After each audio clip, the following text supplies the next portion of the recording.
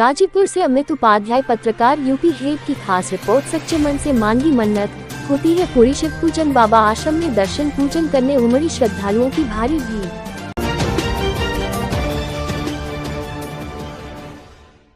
खबर गाजीपुर जिले से है, जहां पर करंदा क्षेत्र के तुलसीपुर स्थित बाबा शिव पूजन आश्रम पर रविवार को भारी संख्या में श्रद्धालु दर्शन पूजन करने पहुंचे। इस दौरान बिहार सहित चंदौली से आए श्रद्धालुओं ने दर्शन कर बाबा से आशीर्वाद लिया। मान्यता है कि यहां सच्चे मन से जो मन्नत मांगी जाती है वो अवश्य पूरी होती है। बताया कि आश्रम के सचिव राजेश चौबे की निगरानी में यहां बेहद भव्य मंदिर बन रहा है। वहीं सचिव ने बताया कि भक्तों की श्रद्धा व सहयोग से ही सारे कार्य संपन्न हो रहे हैं। बीते दिनों हुए विवाद पर कहा कि कुछ लोगों द्वारा भीड़ को आगे करके अपना स्वार्थ साधने का काम किया गया था। कुछ नास्तिक लोगों को आश्रम नहीं सुहा रहा है। कहा कि आश्रम की बातें खुद यहाँ के भक्त ही बताएंगे। कहा कि बीते दिनों कुछ लोगों द्वारा आश्रम को बदनाम करने की सोची समझी षड्यंत्र रची गई थी। मैं सचिव राजेश चौबे दिव्य लोक आश्रम से शिव पूजन बाबा। यहाँ प्रत्येक रविवार को भक्त आसपास के जिले से, दूसरे राज्यों से भी दर्शन पूजन के लिए आते हैं और जिनकी मनोकामनाएं पूर्ण होती हैं वो अपना भंडारा का भी आयोजन करवाते हैं। और इसी तरह दर्शन पूजन का कार्यक्रम एक काफी लंबे समय से, विगत 25 वर्षों से चल रहा है यहाँ पे। और उसी क्रम में आस्था का एक प्रतीक आपको इस जनपद का सबसे अच्छा निर्माणाधीन मंदिर जो बन रहा है वो दिखेगा। और ये सारे भक्तों के सहयोग से हो रहा है, चल रहा है। क्या मान्यता है? मान्यता यह है कि प्रभु शिव पूजन बाबा ने जिसको जो कह दिया वो पूरा हो गया। आज तक उनकी कही हुई कोई भी बात मिथ्या नहीं हुई। जिन भक्तों को, चाहे वो बीमार रहे हो, चाहे नौकरी के लिए परेशान रहे हो, चाहे उनका कहीं कोई विवाद रहा हो, तो आस्था की जड़ इतनी गहरी है भक्तों की, तो मतलब उसके विषय में कोई टिप्पणी करना अतिशयोक्ति होगी। अभी बगल में एक मकान निर्माण हो रहा है, वो कैसा निर्माण हो रहा है और क्या मतलब? बड़े लंबे समय से हम लोगों का एक प्रयास था कि पर्यटन विभाग द्वारा यहाँ पे कुछ निर्माण कराया जाए, जिससे ये आने वाले यात्रियों का, जो यह बड़ा एक लंबा जनसमूह यहाँ आता है, तो आपके जिले में रहने के लिए यात्री विश्रामालय नहीं है कहीं पे।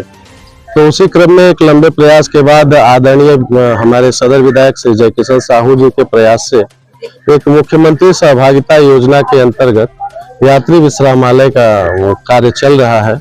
इसके लिए आदरणीय श्री जय किशन साहू जी को और हमारी अपनी उत्तर प्रदेश सरकार को मैं हृदय से धन्यवाद देना चाहता हूं। और आपके माध्यम से एक बात और कहना चाहता हूं।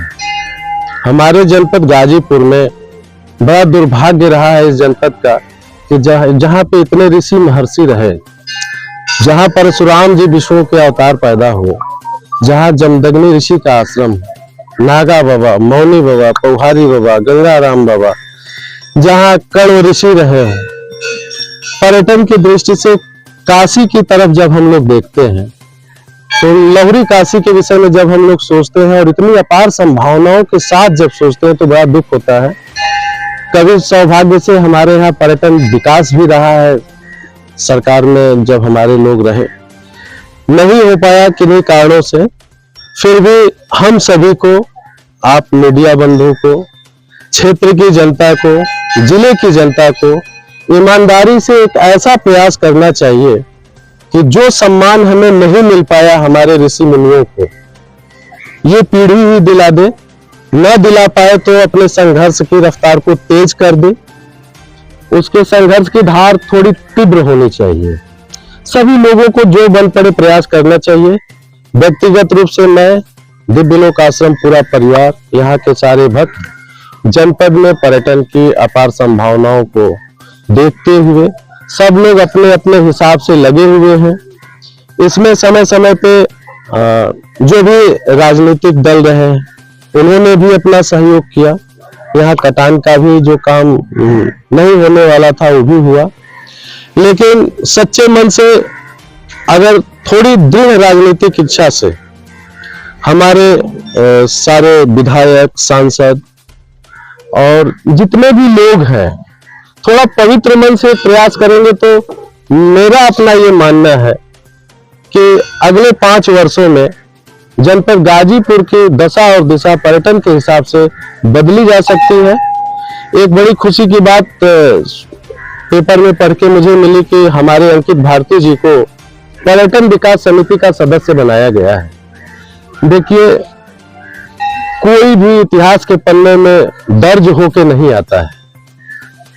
हमारे अंकित भारती जी जो माननीय विधायक जी हैं हमारे सैदपुर के, अगर ईमानदारी से वही प्रयास कर दे तो वर्तमान की जो सरकार हमारी है धार्मिक क्षेत्रों में पर्यटन के हिसाब से काम करने के लिए कटिबद्ध है। उसकी इच्छा शक्ति पे कहीं से कोई प्रश्न चिन्ह नहीं है। प्रश्न चिन्ह है तो हमारे प्रयासों में हो सकता है, हम अपनी बात वहां तक न पहुंचा सके हैं।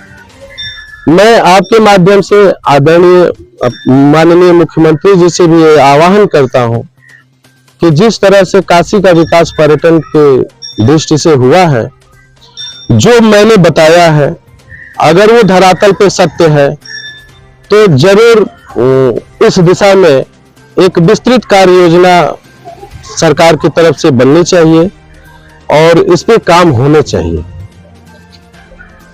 चौबे जी, अभी पिछले दिनों देखा गया था तो कुछ भीड़ को आगे करके कुछ हम लोग अपना रोटी सेकने का काम किए, क्या कहेंगे उन लोगों के लिए? देखिए, ये सब बड़े दुर्भाग्यपूर्ण विषय है। मेरा क्षेत्रवासियों से, उन लोगों से यही कहना है कि शांति का कोई विकल्प नहीं है।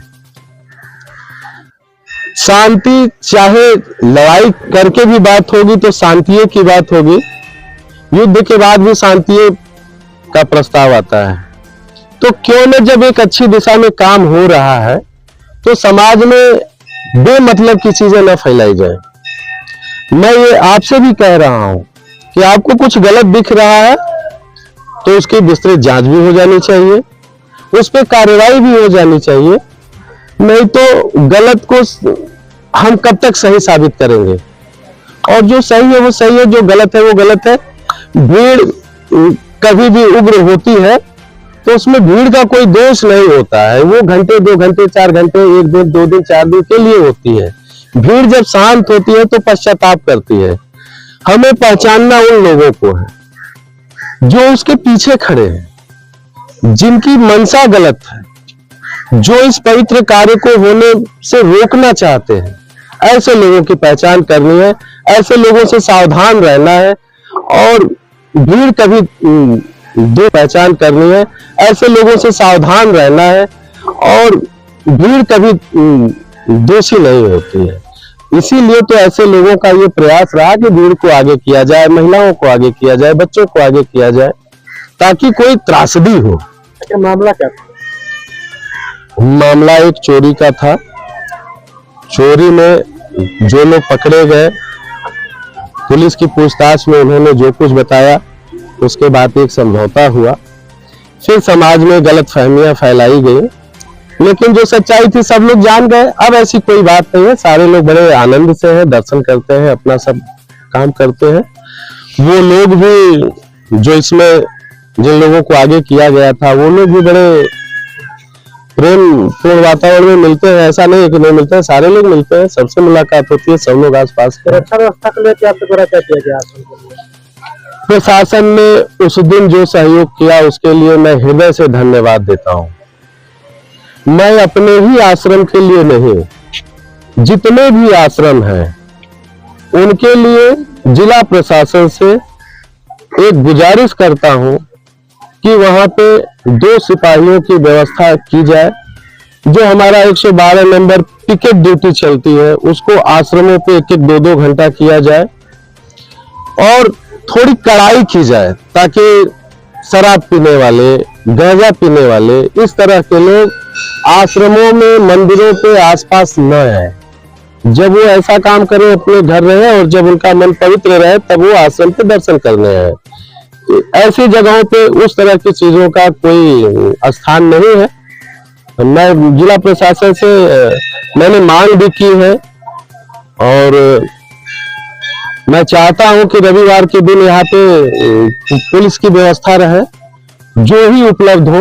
अगर हमारे पास कम सिपाही है तो 2-4 ही रहे, लेकिन रहे, उनकी उपस्थिति से बहुत सी चीजें दूर रहती है, जो आप भी जानते हैं, हम भी जानते हैं। हमारा नाम नंद किशोर यादव है, पूर्व प्रधान है, करंदा के विधानसभा करंदा के हैं। बाबा की बहुत बड़ी मान्यता है। हम इनके स्वयं इनके आशीर्वाद से लगातार 3 बार प्रधान हुए। अब बाबा की ही देन थी। और बाबा के बहुत ऐसे चमत्कार हैं जो बाबा को साक्षात लोग जानते हैं, जो देखते हैं वो जानते हैं कि सच में बाबा है। और उनकी बड़ी महान कृपा है, जिसके ऊपर अगर हाथ रख देते हैं उसका कल्याण हो जाता है। मैं धर्मवीर सिंह यादव, निवासी बसंतपट्टी ब्लॉक करंदा।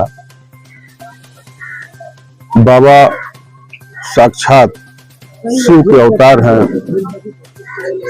ये परमपिता परमेश्वर की कहीं न कहीं बाबा के ऊपर बहुत बड़ी कृपा है। और बाबा के ऊपर जो भी भक्त आस्था और विश्वास रखता है, उसको सफलता का मार्ग उसका कभी अवरुद्ध नहीं होता है। वो हमेशा विकासशील रहता है और उसके परिवार, सगे संबंधी सबका जो है कल्याण होता है। और हमको पूर्ण विश्वास है कि जो भी लोग यहाँ आए हैं, कहीं न कहीं जो है कि उनका कल्याण ही हुआ है और जो सुख शांति समृद्धि प्राप्त हुई है। कितने सालों से आप आते हैं? हम यहाँ पे कम से कम 10 साल से ऊपर हो गया बाबा के यहाँ आते हैं।